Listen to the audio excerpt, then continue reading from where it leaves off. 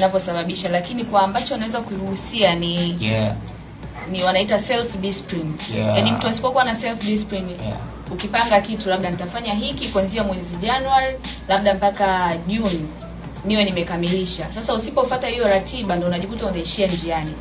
Na kitu kingine pia ni kukata tamaa. Bana, vijana sasa wanakata tamaa sana. Yaani mtu tu mfano Drake hapa ametoa ngoma yake, unashangaa ngoma yenyewe mbona ya kawaida sana, hii hapa hii afiki popote. Kwa kukuta yale maneno mtu yanamuingia.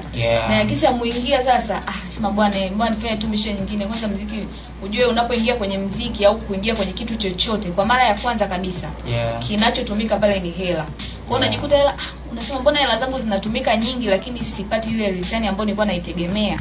Hicho ndio kitu ambacho kinawakatisha watu tamaa. Na nikimwangalia msanii hapa ndo kwanza ana miaka 20, ni mdogo, yani usikate tamaa. Aje mtu akwambie si ngoma yako haifiki popote, si umefanyaje, usikate tamaa kwa sababu wanaokasha tamaa ni wengi kuliko wanaokusupport.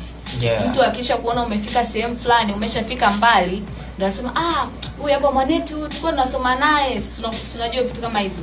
Kwa hiyo watu wanapenda kumuona mtu akifika pale, lakini zile struggles za mtu kufika hilo eneo watu hawazijui, yani wanazichukulia tu light, yani kawaida yani sana. Huyu kila siku anashinda studio apoteza hela tu. Bora kama angesoma, sio angefanyaje? Kumbuka kile kitu kina nafasi yake. Kwa hiyo kukata tamaa ndio kitu ambacho kinamsababisha mtu kutokuwa na ile consistency ya kufanya kitu. Kwa hiyo vijana tusikate tamaa jamani. Maisha yapo, juhudi zifanyike. Kila kitu kitakaa kwenye mstari.